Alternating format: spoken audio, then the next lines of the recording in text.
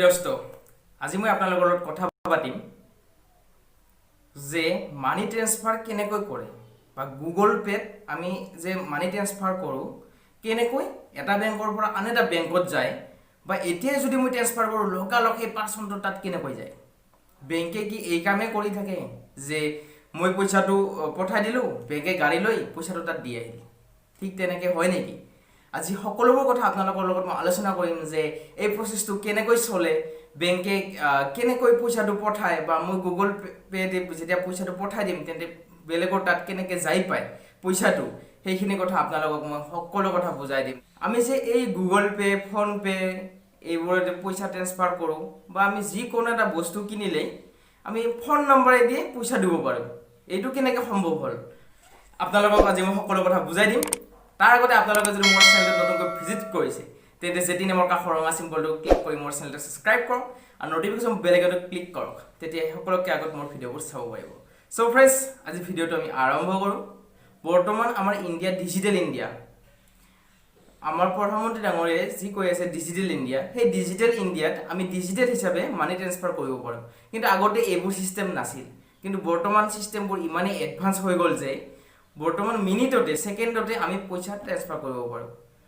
মানে কি ৰাতি 2টা বজাত 1টা বজাত 3টা বজাত যেইটা বজাত হওক আমি যদি মই ভাবো সেই মানুহজনক মই পইচা ট্ৰান্সফাৰ কৰি দিম যে লগালগ পইচা ট্ৰান্সফাৰ কৰি দিম কিন্তু এইখিনি কাম কোনে কৰে বা আগতে কিয় নাছিল ফ্ৰেণ্ডছ আগৰ পৰাই আছিল এইটো সিস্টেম কিন্তু এইটো সিস্টেম এনেকুৱা নাছিল 2005 চনৰ পৰাই ইন্টাৰনেট বেংকিংৰ সিস্টেম আছিল ইন্টাৰনেট বেংকিংৰ সিস্টেম ঠিকই আছিল কিন্তু ইমান সহজলভ্যভাৱে আমি উপভোগ কৰিব নোৱাৰিছিলোঁ সেই সিস্টেমবোৰ এতিয়া গুগল পে আৰু ফোন পে বা পেটিএম যি এপ আছে মানি ট্ৰান্সফাৰৰ সোনকালে যি আমি মিনিটতে ট্ৰান্সফাৰ কৰিব পাৰোঁ কিন্তু আগতে তেনেকুৱা নাছিল আগতে আছিল কি ফ্ৰেণ্ডছ আগতে আছিল আপোনালোকৰ এইবোৰ NEFT RTGS আপোনালোকে নাম শুনিছে চাগে 2005 চনৰ পৰা এইবোৰ ষ্টাৰ্ট হৈছিল তাৰ পিছত IMPS আছিল তাৰ পিছত NEFT কি হ'ল NEFT দ্বাৰা যদি আপোনালোকে পইচা ট্ৰান্সফাৰ কৰিব খোজে তেন্তে কি কৰিব লাগে এতিয়াতো ডাইৰেক্ট ফোন নম্বৰেৰে আমি পইচাটো ট্ৰান্সফাৰ কৰিব পাৰোঁ কিন্তু তেতিয়া তেনেকুৱা নাছিল তেতিয়া কি আছিল ফ্ৰেণ্ডছ তেতিয়া আপোনালোকৰ ডিটেইলছ দিব লাগিব যে কাক পঠাবি কিমান পইচা পঠাবি কি ক'ত পঠাবি কি ব্ৰাঞ্চ কি বেংক সকলোবোৰ ডিটেইলছ দিব লাগে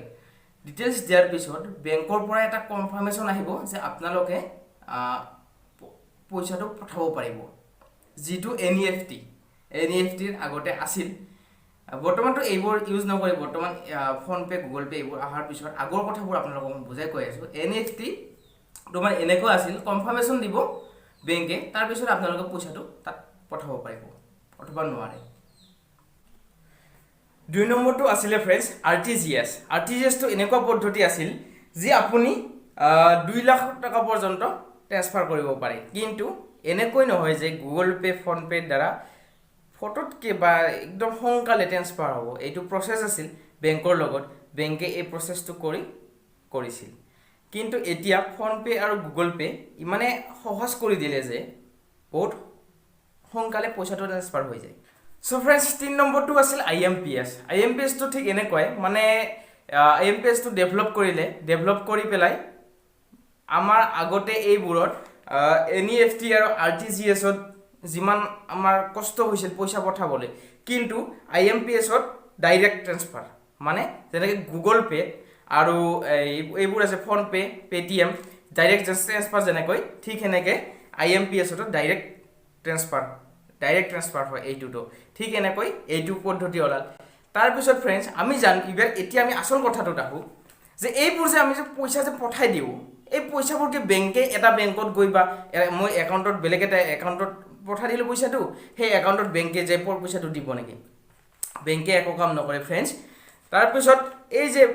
এটা বেংকৰ পৰা ধৰা হ'ল মই ষ্টেট বেংকৰ পৰা পঠাইছোঁ বৰোদা বেংক HDFC বেংক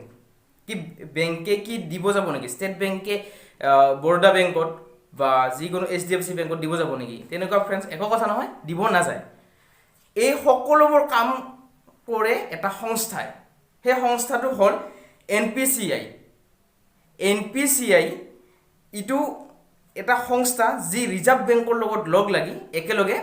কামটো কৰে যে পইচা যিটো আমি পঠাওঁ অনলাইন ট্ৰেনজেকশ্যন কৰোঁ এইবোৰৰ কাম সকলো NCPA সংস্থাটোৱে কৰে ফ্ৰেণ্ডছ এই যে আমি পইচাবোৰ পঠাওঁ এই পইচাবোৰ NPCI আৰু ৰিজাৰ্ভ বেংকে দুয়োটাই লগ হৈ এই পইচাটো পঠাই দিয়ে কাৰণ আমাৰ যিমান বেংক আছে যিমানবোৰ বেংক আছে যে বৰোদা বেংক বা পাঞ্জাৱ বেংক বা দেনা বেংক HDFC বেংক যিবোৰ প্ৰাইভেট বেংক আছে সেই সকলোবোৰ বেংক লগতে ষ্টেট বেংকক গোটেইকেইটা বেংকক এটা সংস্থাই চলায়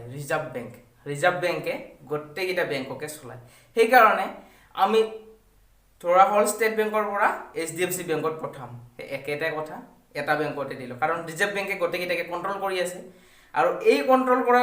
লগ আছে কোনে লগ আছে NPCI নামৰ সংস্থাটোৱে এই সংস্থাটোৰ দ্বাৰা সকলোখিনি কাম কৰে সেইকাৰণে আমি ছেকেণ্ডত বা মিনিটত আমি পইচা ট্ৰান্সফাৰ কৰিব পাৰোঁ এখন একাউণ্টৰ পৰা এখন একাউণ্টত সো ফ্ৰেণ্ডছ বুজি পালে কেনেকৈ আমি এখন একাউণ্টৰ পৰা এখন একাউণ্টত ট্ৰান্সফাৰ কৰোঁ গুগল পে মানি ট্ৰান্সফাৰ UPI আইডিৰ দ্বাৰা আপোনালোকে মানি ট্ৰান্সফাৰ কৰিব পাৰে আপোনালোকে যদি অনলাইন ট্ৰানজেকশ্যন কৰে তেন্তে আপোনালোকৰ এটা UPI ID থাকিব UPI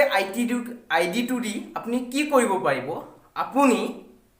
এজনৰ পৰা আন এজনলৈকে পইচা ট্ৰান্সফাৰ কৰিব পাৰিব লগতে আপোনাক এজনে আপোনাক পইচা ট্ৰান্সফাৰ কৰিব পাৰিব আপোনাক পইচা দিব পাৰিব আৰু যদি আপোনাৰ UPI ID নাই তেন্তে আপোনাৰ যিটো ফোন নাম্বাৰ আছে ফোন পে নাম্বাৰ বা Google pay number Paytm number সেই নম্বৰটো দিও আপোনাক পইচা পঠাব পাৰিব বা আপুনি পইচা পঠাব পাৰিব আপোনাকো পাৰিব আপুনিও পাৰিব আৰু মোৰ চেনেলটো যদি আপোনালোকে নতুনকৈ ভিজিট কৰিছে তেন্তে যেতি নামৰ কাষৰ ৰঙা চিম্বলটো ক্লিক কৰি মোৰ চেনেলটো সাবস্ক্ৰাইব কৰক আৰু নটিফিকেশ্যন বেল আইকনটো ক্লিক কৰক তেতিয়া সকলোকে আগত মোৰ ভিডিঅ'বোৰ চাব পাৰিব সো ফ্ৰেণ্ডছ আজিলৈ এৰিছোঁ গুড বাই